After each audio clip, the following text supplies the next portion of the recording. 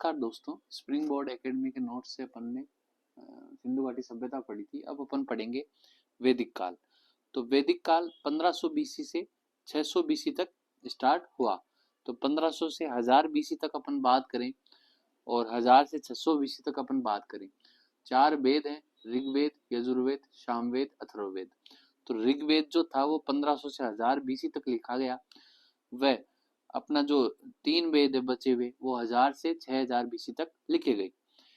अब इनमें अपन बात करें वैदिक साहित्य, पूछा जाता है क्वेश्चन वैदिक साहित्य में कौन कौन से आते हैं। तो वैदिक साहित्य में हमेशा याद रखना कि अपने वैदिक साहित्य में क्रम आधारित व ज्ञान आधारित 2 प्रकार के वेद हैं, जिनमें वेद, चारों तो वेद, फिर ब्राह्मण, अरण्यक और उपनिषद, ये वैदिक साहित्य का पार्ट है। रामायण महाभारत वैदिक साहित्य का पार्ट नहीं है, ये वैदिक साहित्य का अंग नहीं है। जो कौन कौन है, वेदांग है 6, स्मृति है, पुराण है, जैसे महाभारत, रामायण, ये वैदिक साहित्य नहीं है। जबकि उपनिषद, अरण्यक, ब्राह्मण, वेद, ये सब वैदिक साहित्य के पार्ट है। क्या कहोगे, वेद, ब्राह्मण, अरण्यक और उपनिषद, ये वैदिक साहित्य के पार्ट अपने हो गए। वेद की अपन बात करें तो वेद का अर्थ ही ज्ञान होता है। 4 वेद अपने को पता है और वेद का अर्थ ही ज्ञान होता है। वेदों की रचना आर्यों ने की। आर्य आए थे ना भारत में, आर्य जिसे कुलीन या श्रेष्ठ वर्ग के लोग कहा जाता था, इन आर्यों ने वेदों की रचना की। क्लासिकल संस्कृति में आर्य शब्द का अर्थ है एक उत्तम व्यक्ति। एक उत्तम व्यक्ति को अपन बोलेंगे आर्य, इसलिए भारत का नाम क्या है, आर्य व्रत। आर्य व्रत। अपन बात करें वेद क्या है, नित्य है, मतलब प्रमाणिक है और अपौरुषेय है, किसी पुरुष द्वारा लिखे गए नहीं है। नित्य, प्रमाणिक व अपौरुषेय वेद है। अब वेदों के मंत्र की रचना जिन्होंने की वो ब्राह्मण, वो दृष्टा कहलाए, और जो महिला थी वो ऋषि कहलाई। इसलिए महिलाओं को वेदों की जो मंत्र की रचना की उन्हें ऋषि कहा जाता है। और वेदों का जो संकलन है, वेदों का जो संकलन है लास्ट में जो किया, वो कृष्ण देवपायन वेद व्यास जी ने वेदों का संकलन किया। अपन बात करते हैं वेदों की संख्या 4 है। तो ऋग्वेद है, यजुर्वेद है, सामवेद है, अथर्ववेद है। तो ऋग्वेद अपन बात करें जो 1500 से 1000 बीसी तक लिखा गया, ये प्राचीनतम वेद है ऋग्वेद। इसमें 10 तो मंडल है पूरे ऋग्वेद में, 1028 के लगभग सूक्त हैं और लगभग 10,600 श्लोक हैं। ये ऋग्वेद में दिया गया है। अब इन मंडलों में अलग अलग मंडल में अलग अलग बात कही गई है। तो पहला व 10वां मंडल तो बाद में जोड़ा गया। पहले दूसरे से लेके 9वें मंडल तक तो थे, लेकिन पहला व 10वां मंडल बाद में जोड़ा गया। दूसरे व 7वें मंडल को दूसरे से लेकर 7वें तक टोटल जो मंडल हैं, इनको परिवार मंडल या वंश मंडल कहा जाता है। तीसरे मंडल में जो भगवान सूर्य को समर्पित जो गायत्री मंत्र है, ओम भूर्भुवस्सुः, ये गायत्री मंत्र तीसरे मंडल में दिया गया है। और ये स्वर्ग का मंत्र इसको बताया गया, विश्वामित्र द्वारा लिखा गया, और ये सवित्र अर्थात सूर्य भगवान को समर्पित है गायत्री मंत्र। 7वें मंडल की अपन बात करें तो इसमें 10 राज्य युद्ध के बारे में बताया गया। ये 2 कबीलों के बीच में हुआ था। एक साइड तो भरत कबीला था, एक साइड 10 कबीले थे, जिनमें 5 आर्य कबीले और 5 अनार्य कबीले। अब इनमें मुख्यतः युद्ध हुआ था पुरोहिताई को लेकर। इधर जो 10 कबीले थे, इनके पुरोहित थे विश्वामित्र, जिन्होंने अपने जो गायत्री मंत्र की रचना करी। और जो इधर भरत कबीला था उसके शासक थे सुदास, व पुरोहित थे वशिष्ठ। तो वशिष्ठ व विश्वामित्र के को आपस में ये युद्ध था और इन कबीलों के बीच में युद्ध हुआ। इसमें विजय जो पुरोहित वशिष्ठ कबीला भरत, इसमें विजय रहा। युद्ध का कारण क्या था, रावी नदी के तट पर अधिकार को लेकर था, पुरोहित पद हेतु। तो इसमें जो वशिष्ठ जी का पद वाले हैं, भरत कबीला है, वो विजयी रहा। जो 7वां मंडल है, इसी में 10 राज्य युद्ध है, इसी में मंत्र मृत्युंजय मंत्र का भी इसी में उल्लेख है। फिर अपन बात करें 8वें मंडल में, ऋग्वेद के जो 8वां मंडल है, इसमें कुछ विदुषी विद्वान महिलाओं के द्वारा नाम बताए गए हैं उनके। और जैसे घोषा है, सिक्ता है, अपाला है, लोप मुद्रा है, काक्षावर्ती है, विश्वरा है, ये सब नाम है। 9वां मंडल है, 9वां मंडल है, ये वाला मंडल सोम देवता को समर्पित है, अर्थात इसमें मुजवन पर्वत के बारे में बताया गया है, जिसमें सोम का निवास स्थान मुजवन हिमालय पहाड़ियों में बताया गया। और जो 10वां मंडल है, पहला और 10वां बाद में जोड़ा गया ना, तो 10वां मंडल है, इसमें पुरुष सूक्त में एक सूक्त है, मैंने आपको बताया ना 1028 सूक्त हैं, तो 10वें मंडल के पुरुष सूक्त में शूद्र शब्द का उल्लेख मिलता है, अर्थात 4 वर्णों का उल्लेख मिलता है, ब्राह्मण, क्षत्रिय, वैश्य और शूद्र, तो ये 10वें मंडल में उल्लेख मिलता है। और जो मंत्रों का उच्चारण करता है ऋग्वेद में, उसे होत्र कहा जाता है। और ऋग्वेद का उपवेद, ये इंपॉर्टेंट है भाई, आयुर्वेद, जो अपन आयुर्वेद देखते हैं, आयुर्वेद सिद्धांत रहस्य, आयुर्वेद जो है वो ऋग्वेद का एक उपवेद था। अब अपन बात करें यजुर्वेद की। यजुर्वेद को आपसी में 2 भागों में बांटा गया है, एक तो कृष्ण यजुर्वेद और एक शुक्ल यजुर्वेद। तो कृष्ण यजुर्वेद व शुक्ल यजुर्वेद 2 भागों में बांटा गया है।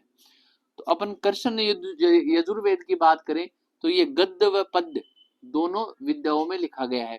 और शुक्ल यजुर्वेद की बात करें तो इसमें एक कोड दिया हुआ है, जिसे वाजस्नेही संहिता कहा जाता है। तो यजुर्वेद के बारे में अपने को याद रखना है, कृष्ण यजुर्वेद और शुक्ल यजुर्वेद। फिर बात करें यजुर्वेद में क्या दिया गया है भाई, यज्ञ से बना है यजुर्वेद, इसलिए यज्ञ करने के विधि विधान नियम ये सब यजुर्वेद में दिए गए हैं। और कर्मकांड भी यजुर्वेद में दिए गए हैं। यजुर्वेद में जो शून्य की खोज अपन बोलते हैं, जो शून्य के बारे में जो सब कुछ दिया था, सबसे पहले यजुर्वेद जो अपने चारों वेदों में से एक है, उसमें शून्य के बारे में बताया गया। मंत्रों का उच्चारण करने वाला, जैसे ऋग्वेद का मंत्र उच्चारण करने वाले होत्र कहलाते हैं, वैसे यजुर्वेद के मंत्र कहलाने वाले, मंत्रों का उच्चारण करने वाले अधर्वयु कहलाते हैं। अब जैसे ऋग्वेद का उपवेद मैंने आपको बताया आयुर्वेद है, वैसे यजुर्वेद का उपवेद है धनुर्वेद। अब अपन बात करते हैं सामवेद। सामवेद, सामवेद केवल मंत्रों पर आधारित था, केवल पद मंत्र थे, मतलब एक संगीतमय ये वेद था, जो भगवान कृष्ण को बहुत ही प्रिय था। संगीतमय वेद था, भगवान कृष्ण जी का प्रिय वेद था सामवेद।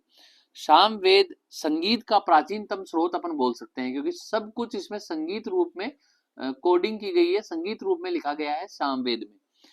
ऊंचे स्वर में गाए जाने वाले मंत्र, जिनकी एक लय होती है, ऊंचा स्वर होता है, वो सारे मंत्र सामवेद में अपने को मिलते हैं। इसमें जो मंत्र का उच्चारण करता है वो उद्गाता कहलाता है, जो ऊंचे स्वर में मंत्रों का उच्चारण करता है वो सामवेद में उद्गाता कहलाता है। और इसका उपवेद है गंधर्व वेद। इसका उपवेद क्या है सामवेद का? गंधर्व वेद। अब अपन बात करें अथर्ववेद की। अथर्ववेद का अलग अलग नाम है, ये नाम अपने लिए इंपॉर्टेंट है। इसको एक तो मही वेद बोलते हैं, मही पृथ्वी को भी बोला जाता है। बेसज वेद, बेसज मतलब इसमें जो दवाइयां हैं इनके बारे में बताया गया है। अथर्ववेद इसका नाम है। ये पूरा भौतिकवादी वेद है, इसमें टोना, टोटका, जादू, मंत्र, ये सब इनके बारे में, जादू, चिकित्सा पद्धतियां, भेषज, औषधियों के बारे में अथर्ववेद में दिया गया है। और अथर्ववेद के जो मंत्रों का उच्चारण करे उस व्यक्ति को ब्रह्मा कहा जाता है। और इसका उपवेद शिल्प वेद है। ये अपन ने चारों वेदों के बारे में देखा। अब वेद त्रयी, वेद त्रयी किसको बोलेंगे? जो ऊपर वाले 3 वेद हैं, अथर्ववेद को छोड़कर, जो जादू टोना वाला वेद है, इसको छोड़कर ऋग्वेद, सामवेद, यजुर्वेद को मिलाकर वेद त्रयी इनको अपन बोलेंगे। अब इनके बारे में शॉर्ट दिया हुआ है, ये भी आप पढ़ लोगे तो ऊपर वाला पढ़ने की इतनी आवश्यकता नहीं है। ऋग्वेद के उच्चारणकर्ता को होत्र बोलते हैं, यजुर्वेद के उच्चारणकर्ता को अधर्वयु बोलते हैं, सामवेद के उच्चारणकर्ता को उद्गाता बोलते हैं, वह अथर्ववेद के उच्चारणकर्ता को ब्रह्मा बोलते हैं। और इनके उपवेद ऋग्वेद का आयुर्वेद है, यजुर्वेद का धनुर्वेद है, सामवेद का गंधर्व वेद है और अथर्ववेद का शिल्प वेद है। अब अपन ब्राह्मण साहित्य की बात करते हैं। मैंने आपको बताया वेद, ब्राह्मण, अरण्यक और उपनिषद ये सब वैदिक साहित्य है। तो अपन दूसरे नंबर के साहित्य की बात करते हैं ब्राह्मण। ब्राह्मण एक साहित्य है। तो ब्राह्मण साहित्य में क्या दिया गया है? ये ब्राह्मण साहित्य में सीधी सी बात है, यज्ञ करने के विधि, विधान, नियम, पद्धतियों को एकदम इजी लैंग्वेज में समझाया गया है ब्राह्मण साहित्यों में। तो ब्राह्मण साहित्य जैसे हर वेद के उपवेद हैं, वैसे ही हर वेद के ब्राह्मण साहित्य अपने हैं। जैसे ऋग्वेद के ब्राह्मण साहित्य की बात करें तो ऐत्रेय व कौशिके ये दोनों ऋग्वेद के ब्राह्मण साहित्य हैं। यजुर्वेद के ब्राह्मण साहित्य की बात करें तो तैत्रेय जो कृष्ण यजुर्वेद का ब्राह्मण साहित्य है, वह शुक्ल यजुर्वेद का ब्राह्मण साहित्य है शतपथ। और सामवेद का ब्राह्मण साहित्य जो मंत्रों के द्वारा उच्चारण होता है उसके ब्राह्मण साहित्य पंचविश, षडविश और जैमिनी। और अथर्ववेद का जो ब्राह्मण साहित्य है उसे गोपद कहा जाता है। अब अपन बात करते हैं अरण्यक। अरण्यक वैसे जंगल से संबंधित एक टर्म है, अरण्य जंगल को बोलते हैं। इनकी रचना जंगलों में की गई इसलिए इनका नाम अरण्यक रखा गया। और इनकी विषय वस्तु ये है, जंगलों में इनकी रचना की गई, इनकी विषय वस्तु है जो भी दार्शनिक ज्ञान है, जो भी रहस्यवादी ज्ञान है, आत्मा क्या है, कैसे कहाँ अपन जाते हैं मरने के बाद, ये रहस्यवादी ज्ञान अरण्यक में दिया गया है। और अपन बात करें उपनिषद। उपनिषद उप मतलब गुरु के पास बैठकर जो शिष्य ध्यान पूर्वक गुरु के समीप निष्ठा पूर्वक जो उप मतलब पास में गुरु के समीप निष्ठा पूर्वक बैठकर जो शिष्य ज्ञान लेते हैं उसे एक्चुअल में उपनिषद कहा जाता है। गुरु शिष्य परंपरा पर आधारित है उपनिषद। ये गुरुकुल में पढ़ाया जाता था उपनिषद उस समय। और वैदिक साहित्य का अंतिम भाग है उपनिषद। ये चार ही चीज वैदिक साहित्य में है, उपनिषद, ब्राह्मण, वेद ये और अरण्यक, ये चार चीजें वैदिक साहित्य में, इसलिए इसे वेदांत कहते हैं। जो वैदिक साहित्य का अंतिम पार्ट उपनिषद है इसलिए वेदांत, वेदों का अंत उपनिषद है। उपनिषदों की संख्या अपने यहाँ 108 उपनिषद टोटल बताए गए हैं। अब विषय वस्तु उपनिषदों में बताया क्या गया है, उपनिषदों में वही रहस्यात्मक व दार्शनिक तत्व के बारे में चर्चा की गई है। ड्यूलिज्म, नॉन ड्यूलिज्म, आत्मा, अद्वैतवाद, द्वैतवाद, इन सब के बारे में उपनिषदों में बताया गया है। उपनिषदों में कर्म कांडों की आलोचना की गई है। जो भी कर्म कांड, जादू टोना ये सब होते हैं, इनकी आलोचना उपनिषदों में की गई है। उपनिषद गद व पद दोनों भाषाओं में है। कुछ महत्वपूर्ण उपनिषद है। कठोपनिषद जिसे कठ उपनिषद बोलते हैं, यम व नचिकेता संवाद इसमें बताया गया है। कर्म कांड की इसमें आलोचना की गई। सभी उपनिषदों में कर्म कांड की आलोचना की गई, लेकिन यम व नचिकेता के बीच में संवाद है वो कठोपनिषद में बताया गया है। जवालो उपनिषद, जवाल उपनिषद, ये जाबाल उपनिषद है। इसमें जो चार आश्रम है, जो अपने धर्म में, सनातन धर्म में चार आश्रमों का उल्लेख है वो जवालो उपनिषद में दिया गया है। छांदोग्य उपनिषद, ये भगवान कृष्ण का पहला उल्लेख इसमें मिलता है। कृष्ण का वंश वृष्णि वंश इसमें बताया गया है।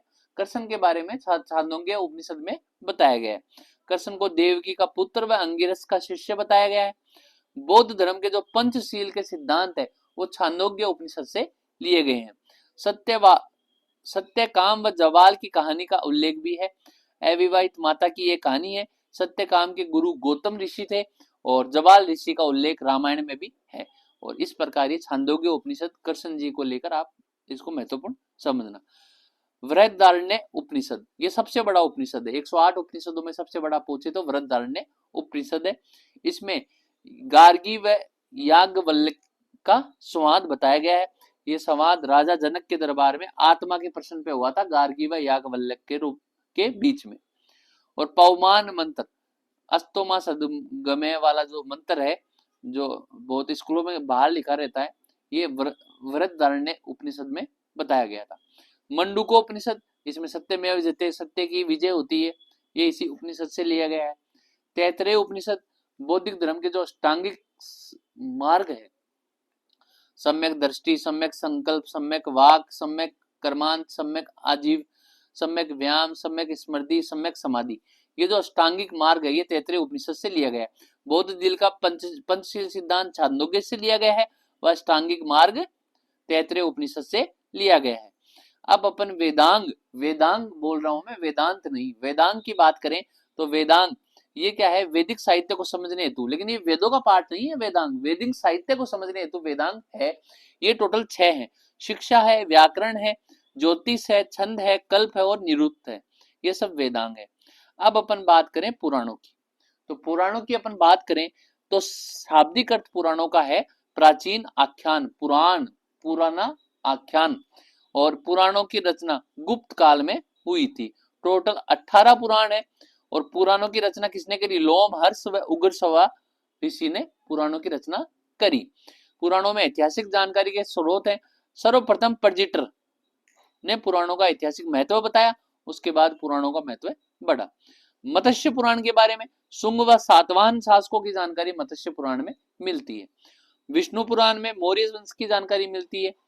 वायु पुराण में वायु, गुप्त वायु, आप याद रखना, गुप्त वंश की जानकारी वायु पुराण में मिलती है।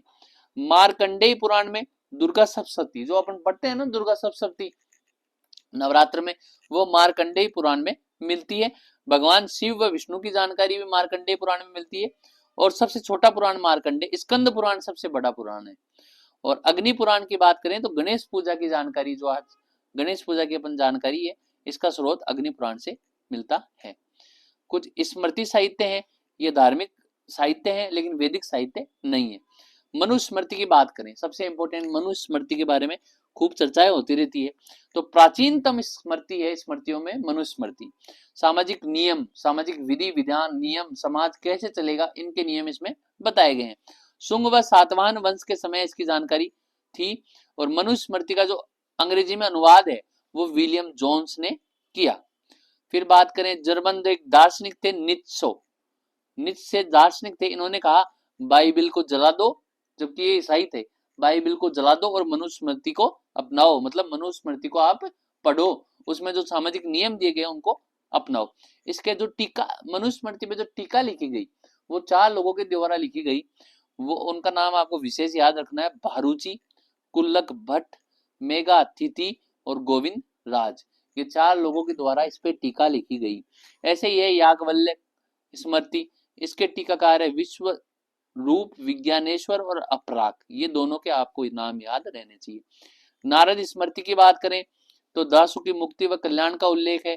कात्यायन स्मृति में इकोनॉमिक लाइफ स्टाइल के बारे में बताया गया है, अर्थात इकोनॉमिक अर्थव्यवस्था के बारे में कात्यायन स्मृति में बताया गया। अब थोड़ा सा अपन ब्रीफ में पढ़ते हैं। ऋग्वेदिक काल 1500 से 1000 बीसी, मैंने आपको बताया ऋग्वेद की स्थापना हुई थी, इसलिए इसे ऋग्वेदिक काल बोलते हैं। इस काल में क्या क्या हुआ और आर्यों की भौगोलिक स्थिति अलग अलग लोगों ने बताया। दयानंद सरस्वती ने बताया आर्य तिब्बत से आए, बाल गंगाधर तिलक ने बताया उत्तरी ध्रुव आर्कटिक से आए, मैक्स मुलर ने बताया मध्य एशिया से आए, गंगाधर झा ने बताया मध्य भारत से आर्य आए।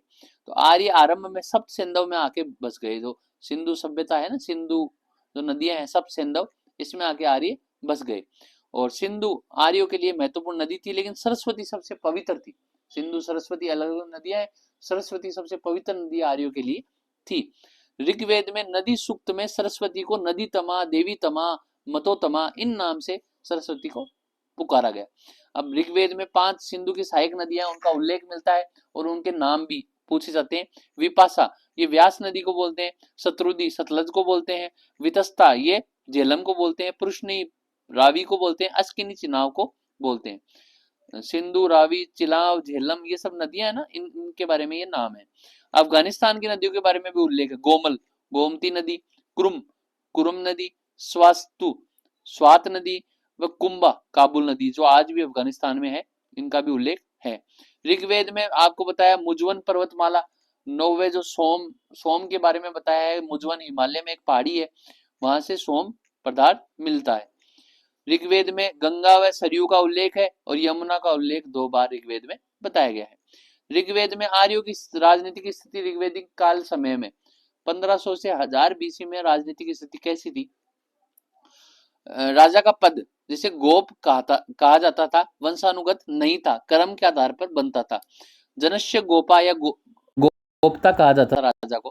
कालांतर में गोप का पद वंशानुगत हो गया, जैसे समय बीता वंशानुगत हो गया और राजा के पास स्थायी सेना नहीं होती थी और लड़ाइयां सारी पशुओं के लिए, जमीन के लिए, जानवरों के लिए लड़ाइयां की जाती थी। सबसे इंपॉर्टेंट कुछ संस्थाएं हैं। विदत, ये प्राचीनतम संस्था है, उस समय की प्राचीनतम संस्था क्या है, विदत। कार्य क्या है, लूट के कारण धन का बंटवारा करना। भाई जो लूट के लाए धन उसको सब लोगों में बांटना विदत का कार्य था। सभा, वरिष्ठ व कुलीन लोगों का समूह, ये सभा कहलाता था। ऋग्वेद में 8 बार इसका उल्लेख है। और समिति, जनसाधारण की, जो नॉर्मल लोगों की समिति है, समूह है, वो समिति कहलाता है और ऋग्वेद में भी इसका उल्लेख है। स्पष्ट बोलते थे, गुप्तचर को स्पष्ट बोलते थे। ये संस्था का नाम आप विशेष याद रखना। और राजा की सहायता हेतु 12 जो मंत्री होते थे उसे रत्निन कहा जाता था। रत्निन राजा की सहायता, जैसे पुरोहित, पुरोहित, युवराज, सेनानी, वाज्रपति, वाज्रपति मतलब गोचर भूमि का प्रमुख, गोचर भूमि का प्रमुख वाज्रपति, सुत रथ सेना का प्रमुख सुत, और पालागल राजा का मित्र, और बागदूत रेवेन्यू ऑफिसर, बागदूत रेवेन्यू ऑफिसर। बलि एक कर होता था जो राजा को दिया जाने वाला स्वैच्छिक कर बलि कहलाता था। और न्यायाधीश को बोलते थे पर्सन विनाक, पर्सन विनाक न्यायाधीश को बोलते थे। जन मतलब लोगों के ऊपर गोप राजा होता था, विष के ऊपर विषयपति, ग्राम के ऊपर ग्रामणी, कुल के ऊपर कुलप होता था। एक अभिलेख है बाजगोई अभिलेख, 1400 ईसा पूर्व इसे लिखा गया और ये मिला तुर्की, एशिया माइनर, जहां पे दजला फरात नदियां निकलती है ना, एशिया माइनर से ये मिला। 4 ऋग्वेदिक देवताओं के नाम इसमें, उस समय ऋग्वेद में सबसे महत्वपूर्ण देवताओं के नाम थे इंद्र, वरुण, मित्र और नास्ते। इनके नाम वाजगोई अभिलेख से मिले हैं। आर्यों की आर्थिक स्थिति, आर्य यायावर थे अर्थात गुमंतु थे। प्रिय पशु घोड़ा व गाय का पशुपालन करते थे। और ऋग्वेद में कृषि शब्द का 24 बार उल्लेख किया गया है, कृषि भी करते थे। मुद्रा प्रणाली का अभाव था, बार्टर सिस्टम उस समय था। व्यापार में निष्क, जो सोने का गले का आभूषण होता है, सोने के जवाहरात का प्रयोग व्यापार में मुद्रा के रूप में करते थे। सामाजिक स्थिति ये थी, पितृ समाज था, वर्ण व्यवस्था थी, कर्म के आधार पर थी, ब्राह्मण कर्म करेगा तो ब्राह्मण कुल में जाएगा। और ऋग्वेद के 10वें मंडल में पुरुष सूक्त में वर्ण व्यवस्था का वर्णन है, ब्राह्मण, क्षत्रिय, वैश्य, शूद्र, इनका वर्णन पुरुष सूक्त में 10वें मंडल में है। महिलाओं की स्थिति सम्मानजनक थी, जो गोसा, अपाला, सिक्ता, लोप मुद्रा और सामाजिक असमानता का भाव था, सब में समान थी। महिला जो शिक्षा प्राप्त करती थी और विवाह नहीं करती थी उसे आमाजू कहा जाता था। और विश्वफला एक योद्धा महिला थी। दहेज उस समय नहीं प्रचलन था, लेकिन दुल्हन को दिया जाने वाला उपहार वहतु कहलाता था, तो वहतु आप याद रखना। और विधवा, पुनर्विवाह, अंतरजातीय विवाह का प्रचलन था, नियोग प्रथा का प्रचलन था। महिला, ब्रह्मवादिनी महिला, विदुषी महिला जो अक्सर विवाह नहीं करती थी, ब्रह्मवादिनी। और सदोवधु, विदुषी महिला जो विवाह करती थी लेकिन आदर्श महिला या आदर्श पत्नी, आदर्श माता वो होती थी, उसे सदोवधु बोलते थे। महिलाओं को संपत्ति में अधिकार नहीं था, प्रत्यक्ष राजनीति में अधिकार नहीं था। आर्यों की धार्मिक स्थिति की बात करें तो प्राकृतिक बहुदेववाद, प्रकृति में बहुदेववाद, हर की पूजा करते थे, पेड़ की अलग अलग। एकाधिक देववाद, एकाधिक देववाद, एकाधिक देववाद के प्रतिपादक है जेम्स मैक्स मूलर। तो एकाधिक देववाद ये बोलता है कि देश काल परिस्थिति के अनुसार ये अपना एक मुख्य देवता चुन लेते थे। वैसे सभी देवताओं का अस्तित्व था, लेकिन बाकी देवताओं का जो अस्तित्व है वो गौण हो जाता था, एक देवता की पूजा, जैसे बुधवार को गणेश जी पूजना है तो एकाधिक देववाद था। एकेश्वरवाद निर्गुण भक्ति का भी नाम था। घोष सबसे प्राचीन देवता थे। इंद्र, ऋग्वेद में इंद्र के बारे में बहुत बताया गया है, युद्ध व वर्षा का देवता मानते थे, सर्वाधिक उल्लेख इंद्र का ही किया गया है। अग्नि, अग्नि देवता व मनुष्य के बीच में मध्यस्थ मानते थे। आज भी अग्नि को, जैसे अपन फेरे लेते हैं अग्नि के चारों ओर, तो देवता व मनुष्य के बीच में मध्यस्थ ऋग्वेद में मानते थे, जो आज भी अपन अग्नि को मध्यस्थ मानते हैं। वरुण, वरुण ऋत का नियामक देवता मानते थे। और वरुण 1000 सोने के महलों में निवास करता था। ऋत क्या है? जो पृथ्वी की जो ग्रह की गति है, जो ग्रह चल रहा है, दिन रात जो हो रहे हैं, ये सब ऋत है, और इन ऋत का देवता वरुण को मानते थे। पुष्ण, पशुओं के देवता को पुष्ण मानते थे। अनुष्ठान व यज्ञ विद्या सरल थी। परिवार का जो मुखिया है, पितर समाज का जो मुखिया है, वो यज्ञ करता था। पुरुष देवताओं की पूजा सर्वाधिक होती थी। देवताओं की 3 श्रेणी थी, आकाश के देवता, वायुमंडल के देवता और पृथ्वी के देवता। अब अपन बात करते हैं उत्तर वैदिक काल, जिसमें तीनों वेदों की रचना हुई, यजुर्वेद, सामवेद, अथर्ववेद, 1000 से 600 बीसी का समय था। इस समय क्या हुआ, जो थोड़ी सी उसमें आदर्शवादी न रहकर उसमें कुछ मिक्सिंग हुआ। तो भौगोलिक स्थिति अपन बात करें तो ऋग्वेद काल के बाद में आर्य गंगा यमुना दोआब की तरफ फैल गए थे। जो सब सिंधव में रहते थे ना, वो अब गंगा यमुना दोआब मतलब यूपी एमपी वाले रास्ते में फैल गए। गंडक नदी, जो सदानीरा नदी आर्यों की पूर्वी सीमा थी, जो नेपाल से आज भी आ रही है, ये आर्यों की पूर्वी सीमा थी। और सतपथ ब्राह्मण, सतपथ यजुर्वेद का ब्राह्मण है। सतपथ ब्राह्मण के अनुसार राजा विदेह व माधव एवं उसका पुरोहित गौतम सदानीरा नदी तक पहुंच गए थे। और जो पर्वत थे मुख्य मेनाक, जैसे मेनाक, मेरू, पग मेरे हैं, भाई मेनाक पर्वत जितने बड़े पैर कृष्ण भगवान के थे, तो मेनाक पर्वत, केंज पर्वत, त्रिककूद पर्वत, इनके बारे में बताया गया। राजनीतिक स्थिति, क्षेत्रगत साम्राज्य का गठन हुआ, राजा का पद शक्तिशाली गरिमामय हो गया, राजा का कई उपाधि धारण करने लग गया, राजा लोगों से ऊपर बैठने लग गए, कई उपाधि धारण करने लग गया। उत्तर में राजा को विराट बोलते थे, पूर्व में गंडक नदी की तरफ सम्राट बोलते थे, दक्षिण में भोज एकराट बोलते थे और पश्चिम में सौराट बोलते थे। राजा को यज्ञ समारोह आयोजित करते थे, राजसूय यज्ञ, राज्याभिषेक के समय राजसूय यज्ञ किया जाता था। राजा खेत की जुताई हल चलाता और जो रत्नीन थे, 12 जो रत्नीन थे, उन्हें भोज हेतु आमंत्रित करता राजसूय यज्ञ में। अश्वमेध यज्ञ, ये साम्राज्यवादी यज्ञ था, राजा अपना घोड़ा छोड़ता, जितनी दूर में घोड़ा जाता उतनी सीमा राजा की हो जाती, और जो कोई घोड़ा रोक लेता उससे राजा को युद्ध करना पड़ता। वाजपेयी यज्ञ, राजा द्वारा खेल का आयोजन किया जाता, रथ दौड़ में हिस्सा लेता और जो विजेता होते, सदैव राजा ही विजेता होता वाजपेयी यज्ञ में। अब अपन बात करें कि भाई जो सभा समिति विधेयक अपन ने पढ़े थे, ये शक्तिशाली नहीं था, विदत का उल्लेख ही नहीं था, जो लूट का माल था जो सब लोगों में बांटता था, विदत संस्था का उल्लेख नहीं था। सभा समिति शक्तिशाली नहीं थी, सभा जो गणमान्य लोगों की थी, समिति जन प्रतिनिधियों की थी। अथर्ववेद में सभा व समिति को प्रजापति की 2 पुत्रियां बताया, यहाँ से संस्था तो हट गई और प्रजापति की पुत्रियां बताया। प्रमुख देवता, वहां पे जो इंद्र थे, वरुण थे, वो हट गए, अब ब्रह्मा विष्णु महेश।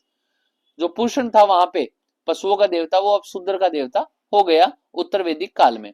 राजा को दिया जाने वाला कर यहाँ भी बलि कहलाता था। पितृ सत्तात्मक समाज था, तो ऋग्वेद काल में भी पितृ सत्तात्मक था। 4 वर्णों में विभाजित था, वहां भी 4 वर्ण थे, लेकिन वहां वर्ण कर्म आधारित थे, अब वर्ण जन्म आधारित हो गए। ब्राह्मण में जन्म लिया तो ब्राह्मण कहलाता था, लेकिन वहां पे ब्राह्मण जैसे कर्म करे तो ब्राह्मण कहलाता था। कुल व गोत्र शब्द प्रयोग करने लगे, ये कॉम्प्लिकेटेड हो गई। जाति व्यवस्था व सामाजिक असमानता का अभाव था। ब्राह्मणों को प्रतीकात्मक सर्वोच्चता प्रदान की गई, ब्राह्मणों का सर्वोच्च सुप्रीमेसी बढ़ने लगी। क्षत्रियों का अधिशेष उत्पादन पर प्रभाव था, चूंकि क्षत्रिय शक्तिशाली थे इसलिए उनका प्रभाव था। अथर्ववेद में बेटी को दुख का कारण बताया गया। मैत्रेयणी संहिता में महिलाओं को जुए व शराब के समान बुराई बताई गई। जो वृहदारण्यक उपनिषद है, सबसे बड़ा उपनिषद है, याज्ञवल्क्य व गार्गी संवाद, जो आत्मा को लेकर संवाद हुआ, उसके बारे में चर्चा की गई। महिलाओं को शिक्षा का अधिकार, जैसे गार्गी व मैत्री विदुषी महिलाएं थी उस समय। विधवा विवाह, नियोग प्रथा, घरेलू दास प्रथा का प्रचलन था। वैसे बाल विवाह का कोई उदाहरण नहीं मिलता, लेकिन बहु विवाह होते थे। आर्थिक स्थिति की बात करें तो कृषि अर्थव्यवस्था का मुख्य आधार थी।